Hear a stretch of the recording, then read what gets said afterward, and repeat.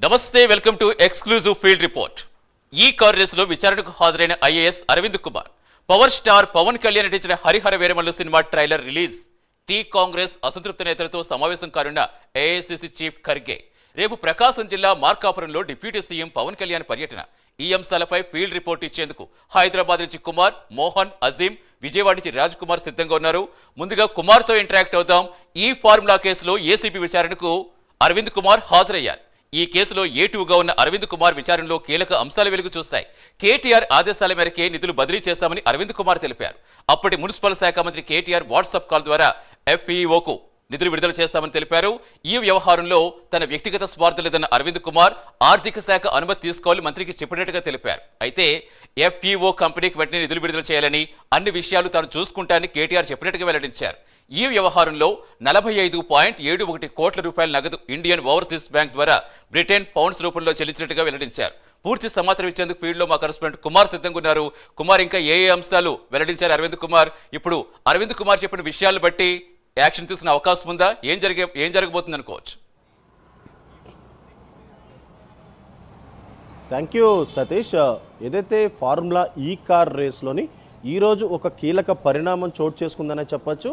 IAS అధికారి అరవింద్ కుమార్ను ఏదైతే ACB అధికారులు ఈరోజు మూడోసారి అయితే విచారిస్తున్నారు. నిన్న ఏదైతే అరవింద్ కుమార్కి ఏసీబీ అధికారులు నోటీసులు అయితే జారీ చేశారు.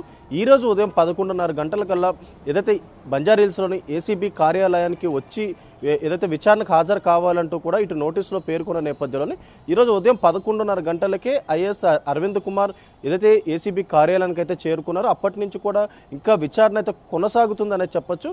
ముఖ్యంగా మొన్న అంటే జూన్ 16వ తారీఖుని కేటీఆర్ ఇచ్చిన స్టేట్మెంట్ ఆధారంగా ప్రస్తుతం ఆ ఐఏఎస్ అధికారి అరవింద్ కుమార్ని అయితే విచారిస్తున్నారు. ఏసీబీ అధికారులు ఏదైతే ఫార్ములా ఈ కార్ రేస్పై ఎప్పుడైతే ఎఫ్ఐఆర్ నమోదు చేశారో అప్పటి నుంచి కూడా వరుసగా విచారణ అయితే కొనసాగుతూనే ఉంది. ఇందులో ప్రధానంగా A1 కేటీఆర్, A2 ఐఏఎస్ అధికారి అరవింద్ కుమార్, A3 హెచ్ఎండిఏ మాజీ డైరెక్టర్ అయిన బిఎల్ఎన్ రెడ్డి, వీళ్ళందరూ కూడా వీళ్ళపై కేసులు నమోదైన తర్వాత ఇటు ఏసీబీ అధికారులు వరుసగా వీళ్ళందరినీ కూడా విచారిస్తూ వస్తున్నారు. ఇప్పుడు తాజాగా ఈ రోజు అరవింద్ కుమార్ని మూడోసారి అయితే విచారిస్తున్నారు. ఈ విచారణలో కూడా చాలా కీలకమైన అంశాలు బయటకు వచ్చినట్లయితే ప్రస్తుతం మనకైతే తెలుస్తుంది.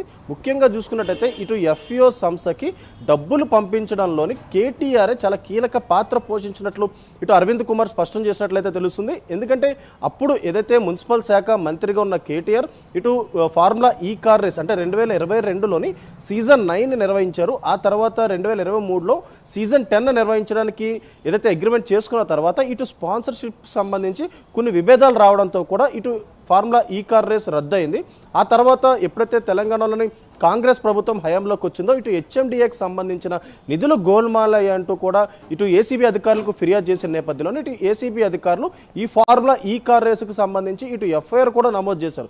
ఇందులోని కేటీఆర్తో పాటు ఇటు అరవింద్ కుమార్ని, బిఎల్ఎన్ రెడ్డిని కూడా విచారించగా ఇప్పుడు తాజాగా మొన్న జూన్ 16వ తారీఖుని కేటీఆర్ని రెండోసారి విచారించారు.